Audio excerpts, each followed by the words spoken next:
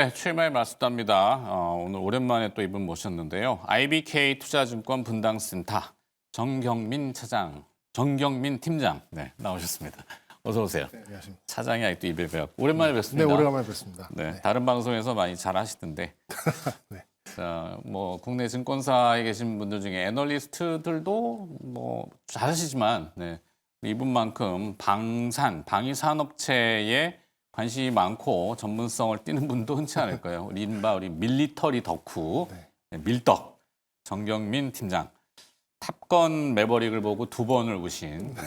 왜 그러세요, 근데?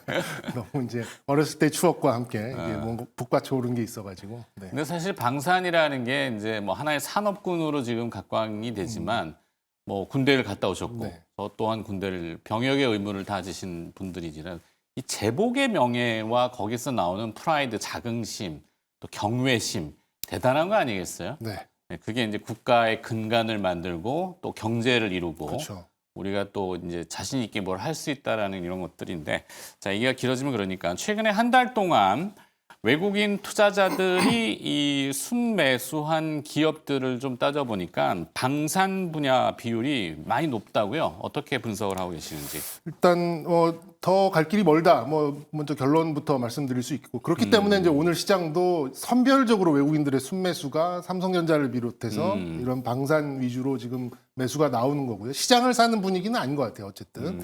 그리고 지난 4분기 12월 달에 특히나 이제 한번 방산 종목들이 큰 폭의 조정을 좀 보였었는데 그때는 뭐 여러 가지 좀 변수들이 있었습니다. 이제 올해부터 뭐 전쟁이 끝나간다, 또 유럽에 대한 어떤 또 견제가 있다, 뭐 이런 여러 가지 악재가 좀 있었습니다만 막상 또 실적을 까보니까 이만큼 실적을 뭐 서프라이즈급은 아니어도 가이던스를 충족시키고 밸류에이션도 그렇게 높지 않은 그런 섹터가 뭐 극히 좀 드물었던 그런 상태고요. 그리고 이제 요즘에 외국인들이 들어오는 그런 좀 매수의 그 핵심으로 봤을 때는 유럽이나 미국에 있는 글로벌 방산 업체들과의 시가총액 매출액 또 밸류에이션 이런 것들이 직접 비교가 되면서 아무래도 이런 내러티브 또 논리 이런 것들이 확립이 되고 있는 그런 부분인 것 같아요. 그래서 제가 보기에는 공매도의 그런 변수만 좀 넘어가 본다라고 한다면 외국인들의 스탠스의 연속성인지 아니면 잠시 쉬어갈 것인지 뭐 이런 것들이 좀 파악되지 않을까 이렇게 좀 보고 있습니다. 네, 뒤에 화면이 좀 그러네요. 어디 매드맥스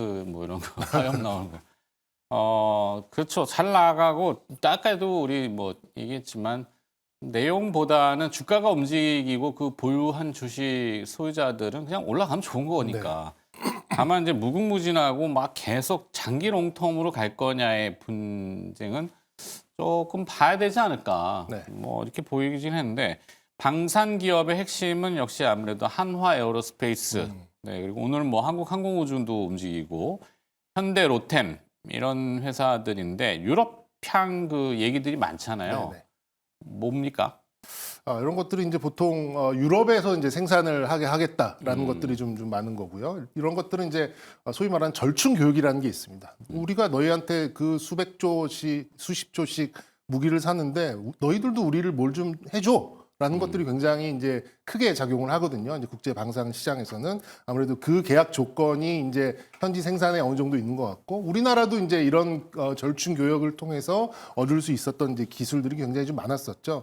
특히나 이제 다연장 뭐 로켓이나 자주포 또 전차 이런 그 지상 기동 무기의 경우에는 지금 우리나라가 가지고 있는 생산 시설로는 글쎄요 지금 수주 받으면 한 6, 7년 후에나 이렇게 좀 인도가 가능한 정도로 생산 캐파가 꽉 차 있는데 현지 생산 시설을 확충을 하면서 그쪽 나라의 기술 이전도 하면서 거기에 거점도 만드는 이제 이런 전략을 좀 취하고 있기 때문에 이거 다 간 쓸게 내주는 거 아니야? 뭐 이런 우려보다는 약간 현지화 전략이다 이렇게 좀 바라보시는 게 좋을 것 같고요. 그런 것들이 오히려 더 수출을 잘 만들 수 있는 요인 중에 하나다 이렇게 파악하시면 좋을 것 같습니다. 네.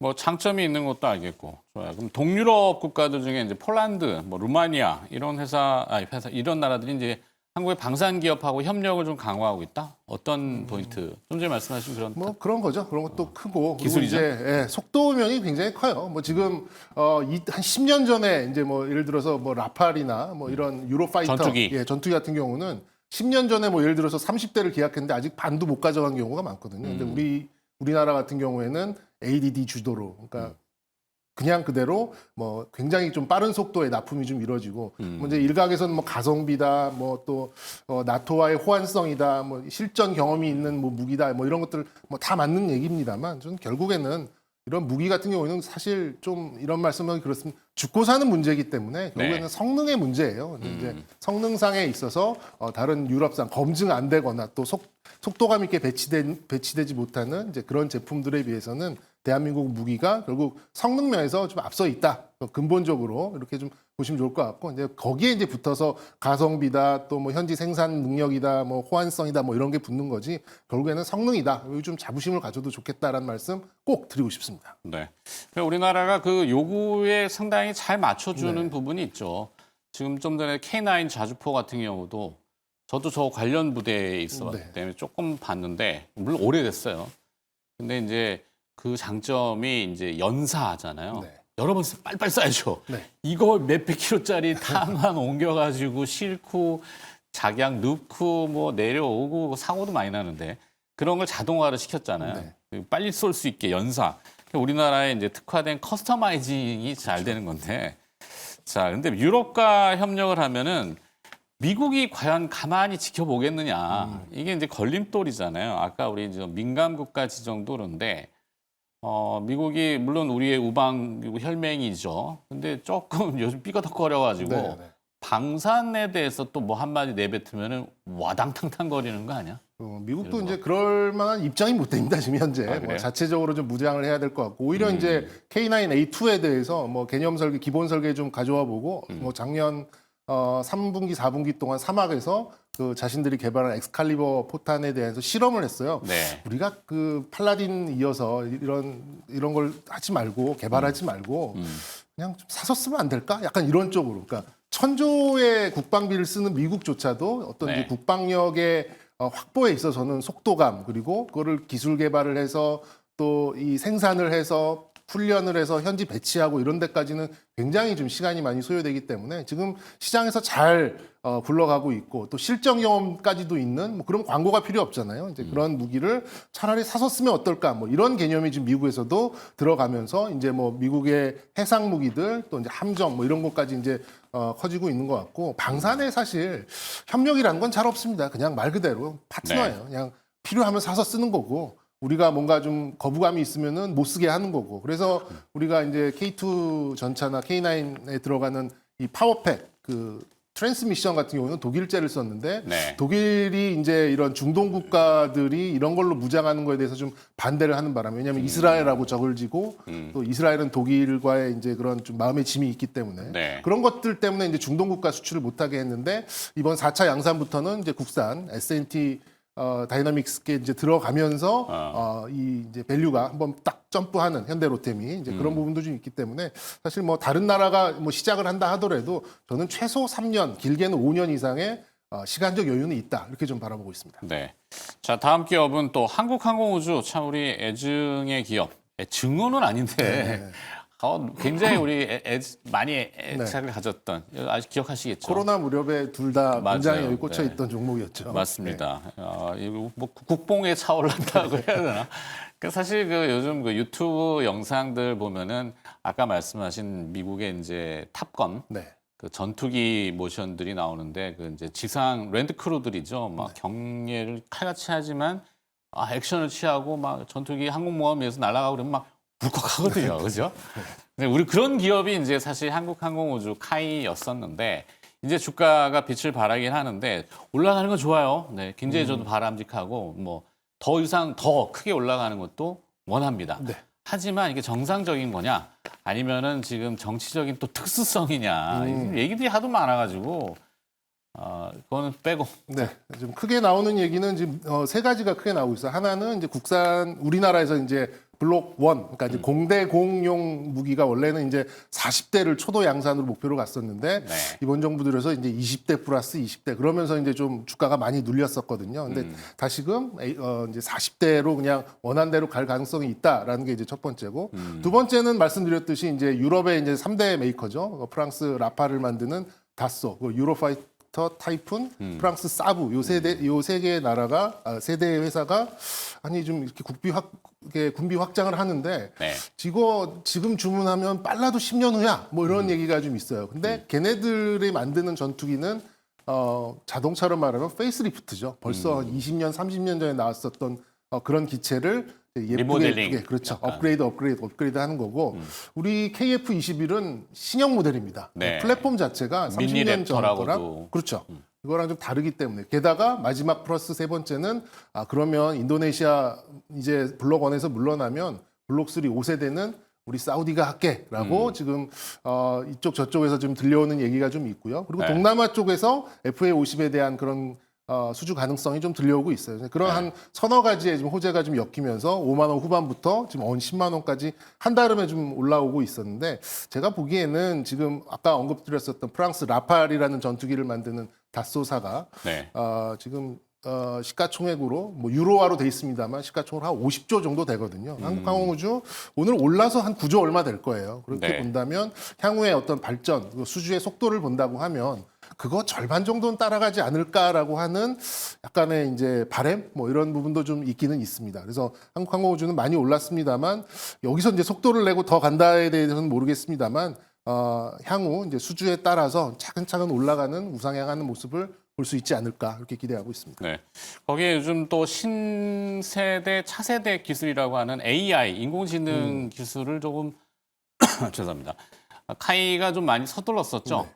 그래서 그 코난 테크놀로지를 네. 또 응용했고 인수 거의 뭐 한 걸로 알고 있고. 네. 지분이 높죠. 지분율이. 네. 거기에 이제 뭐 이 무인 드론을 네. 같이 달고 가는 기술을 이스라엘사하고 협업을 네, 한 네, 걸로 맞습니다. 제가 과거에 기억을 합니다. 그런 것들이 이제 그 해외에서는 좀 매력이 있어 보이는 포인트긴 하죠. 지금 캐나다하고 미국이 뭐 안 좋잖아요. 적격하고 있는데 F-35를 지금 구입을 안 한다고 캐나다가 그래가지고. 네, 그렇기도 하고 지금 뭐 거의 1000대 육박해서 F-35도 지금 주문하면 뭐 빨라야 5, 6년 후에나 인도받을 수 있는 이제 그런 부분이 있기 때문에 네. 지금은 이제 4세대, 4.5세대를 어쨌든 뭐 전력화하는 이제 이런 부분이 있고 우리나라는 이제 아쉽게 이제 아직 6세대 개념은 없어요. 그래서 네. 이제 블록 3 2028년 이후에 나올 블록 3에 대해서 이제 완전 5세대 스텔스로 가는데 어떤 형태를 보일 것인가 말씀 주셨듯이 이제 뭐 가오리 편대라고 하는데 네. 이제 조종사가 말로 조종을 하는 거죠. 옛날 우리 이제 뭐 만화 영화에서 봤을 때는 자 출격 뭐 기동 뭐 회피 기동 뭐 이렇게 좀 말로 할 수 있는 오. 그런 기술 때문에 이제 코난 테크놀로지를 아마 인수했던 걸로 좀 알고 네. 있고 아직까지는 이제 AI 무장 체계에 대해서 발표는 없었습니다만 올 하반기 정도에 좀 구체화될 거라고 좀 보고 있고요. 제가 이제 한국항공우주를 좋아하는 이유가 다른 무기들은 다 그 국방연구소 ADD의 IP를 줘야 돼요. 일본. 네. 거기에 지적 소유권이지만 근데 한국항공우주는 유일하게도 자체 IP이기 때문에 그런 좀 로열티를 지불하지 않아도 된다라는 그런 강점도 있어가지고 제가 네. 조금 더 이제 애착을 갖고 있는 이제 그런 방산 기업이다 맞아요. 이렇게 말씀드릴 수 있겠습니다. 우리가 2조 때 이 회사를 진짜 많이 그쵸, 한 들여다봤는데 2만 원대 말씀드렸던 맞죠. 것 같습니다. 지금 9조 원대 됐어요. 네. 뭐 밸류에이션을 정확히 측정하기는 어렵지만 그 자산 가치만 그냥 막 러프하게 막 잡아도 한 3조 원 이상짜리 회사가 땅바닥에 붙어 있어가지고 그렇죠. 안타까웠는데 이제 조금 재평가를 받고 그런 양산 장비들에 대해서 물론 인도네시아하고 KF-21 개발할 때 좀 논의는 있었죠. 인도네시아가 좀 신뢰가 좀 떨어져가지고 이른바 양스러운. 예, 좀 뭐 식용유로 준다 뭐 이런 것도 있어가지고 팜유로? 네. 그런 게 좀 있었죠. 알겠습니다. 뭐 이산이 이루가면 또 네. 적이 되니까. 자, 다음 기업으로 LIG 넥스원. 네, 역시 대공 미사일이죠. 지대공, 네. 천무, 예, 천궁 2. 천궁. 네. 음, 이게 이제 뭐 미드 레인지, 뭐 서페이스 투 음. 에어. 그래서 이제 소위 MSAM이라고 불리는 아. 그런 천궁 2 체계인데요. 굉장히 뭐 효자 종목인데 한국형 K돔, 아이언돔. 아이언돔, 예, 뭐 한국형 패트리엇 뭐 이런 얘기인데 지금 이제 한화하고 조금 사이가 틀어졌죠. 아니 왜 우리 같이 해야지 왜 혼자 그렇게 나대고 댕겼어? 약간 이런 식의. 왜냐하면 근데 좋아지면 안 좋은 거예요. 이거 적당히 경쟁하고 텐션이 있는 게 낫지. 같이 앞에 보면 방사능 한쪽으로 몰리면 안 된다니까. 네. 근데 발사 체계는 LIG가 하고 탐지는 하나 시스템이 하는 그런 거였는데 이제 너무 LIG 주도로 했었던 것 때문에 이제 나라에서 이제 좀 이제 이렇게 저렇게 좀 이제 뭐 좀 중재를 하고 있는 이제 그런 상황인데요. 아직 좀 이제 동유럽이나 그다음에 또 후티 반군과의 좀 적을 지고 있는 국가들에 대해서는 이제 좀 추가 도입의 가능성은 있습니다. 근데 아직 큰 것 같지는 않고 이미 이제 10수조 원의 그런 좀 수주를 좀 받아놨기 때문에 뭐 그쪽에 대해서는 일단 조금 일단락이 되는 그런 분위기가 있고 이제는 28년도에 나올 엘셈, 그러니까 조금 더 고도가 높은 이제 롱 레인지로 갈 그런 가능성이 있어 보이고 이미 조 단위의 개발비를 우리나라한테 국가한테 받아서 개발 중에 있죠. 요게 이제 추가적으로 도입이 된다라고 하면 이제 다들 아이언돔 비슷한 그런 미사일 방어 체계를 좀 가져갈 수 있는 부분인데 LIG는 어쨌든 개인적으로 봤을 때는 한국의 그 레이시온 테크놀로지, 그러니까 패트리어트 미사일을 만드는 미국 기업이 있거든요. 네. 그 기업의 글쎄요, 한 30%, 지금은 한 10% 수준인데 30% 정도까지의 밸류에이션 확장이 좀 되지 않을까라는 좀 생각을 좀 가지고 있습니다. 그래서 LIG 넥슨도 뭐 어쨌든 한 축으로 4대 방산 기업의 한 축으로 충분히 자기 역할을 하고 있다 이렇게 말씀드릴 수 있겠습니다. 네. LIG 넥스원. 자, 그다음에 다음 기업으로 한화 에어로스페이스. 뭐 올해 주식시장은 상당히 우여곡절이 많았고 지난해부터 그나마 이제 올해 들어서 제자리를 좀 애써 찾으려고 노력은 많이 했는데 대부분의 기업들 보면 제자리 걸음이나 아니면 후퇴한 주가들인데 한화 에어로스페이스는 올해만 거의 더블. 네. 투자자들이 제일 좋아하는 더블. 네. 네. 더 갑니까? 네, 뭐 저는 조금 더 상승 여력이 있다라고 보고요. 저도 이제 한화 에어로스페이스의 그 약간 비교 분석의 그런 기업으로 뭐 여기서는 뭐 미쯔비시다, 뭐 저기 로키드 마틴이다라 하고 있는데 제가 보기에는 유럽에 있는 탈레스라는 기업이 있습니다. 포 네. 만들고 뭐 이런 좀 지상 무기 그리고 이제 라인 메탈사 이렇게 두 개를 좀 비교를 해보는데 두 기업들의 시가총액이 80조, 100조 뭐 이 정도거든요. 근데 지금 한화 에어로스페이스 본다면 아직까지도 좀 그 기업들 물론 이제 매출이 그 정도까지 쫓아가지 못하고는 있습니다만 역시 이제 K9과 또 천무 이런 것들의 확장성을 감안한다면 저는 충분히 좀 가능해 보이고 지금 가장 기대하고 있는 게 아까 말씀드렸듯이 미국이 크루세이더 4를 그러니까 지금 차세대 4가 이제 지금 쓰는 건 팔라딘 네. 차세대가 개발하고 있었던 게 이제 크루세이더라는 자주포가 있었는데 요거를 잠깐 중지시켰거든요. 만약에 그냥 하나 거 갖다 쓰자라고 하면 게임은 끝나는 거죠. 그러면 네. 이제 뭐 거의 100조 이상 올라갈 수 있는 그런 가능성이 좀 열리는 거기 때문에 이것도 이제 좀 꾸준히 볼 필요는 있어요. 근데 전 공매도를 잘 넘어갈 수 있을지 그게 이제 가장 큰 좀 뭐랄까 약간 신경 쓰이는 부분 뭐 이렇게 네. 좀 말씀드릴 수 있겠습니다. 저도 그게 신경 쓰이는데. 네. 자, 그래서 결론을 내야 됩니다. 방산주에 대한 투자 전략 그리고 혹시 탑픽을 아직도 보고 계시는 게 있는지. 네, 뭐 악재보다는 뭐 전데 공매도에 대한 그런 수급 변수가 좀 가장 크지 않나라는 보고 있고요. 뭐 추격보다는 일단은 공매도 시기가 이제 시작하고 3월 말. 뭐 한 1, 2주 정도는 바라보자. 그리고 어느 기업을 하기는 좀 힘들다라고 하시는 분들은 뭐 방산 ETF 굉장히 잘 돼 있거든요. 네. ETF 쪽으로 우회를 하셔도 좀 좋겠다. 그리고 개인적인 탑픽 기업은 뭐 계속해서 은연중에 말씀을 좀 드렸습니다만 한국항공우주 카이. 카이. 네. 뭐 저는 뭐 한 30조까지는 좀 꾸준하게 지켜볼 생각입니다. 막 부르는 거예요? 네, 뭐 그런 건 아니고 아까 말씀드렸듯이 네. 프랑스의 다소사와 충분히 비교를 해볼 수 있는 여지가 있다 이렇게 말씀드려볼 수 있겠습니다. 알겠습니다. 저는 개인적 의견을 또 나는 이 가격에는 못 사겠다. 그렇죠. 네. 농담입니다. 자, 오랜만에 뵈서 너무 좋았고요. 더 자주 네, 매주 나옵니까? 뭐 앵커께서 원하시면 매주 나오도록 하겠습니다. 저는 원하진 않습니다. 네. 아예 자주 나오세요. IBK 투자증권 분당센터 정경민 팀장하고 같이 오늘 맞수다 방산에 대한 리뷰를 다시 들여다봤습니다. 고맙습니다. 네, 감사합니다.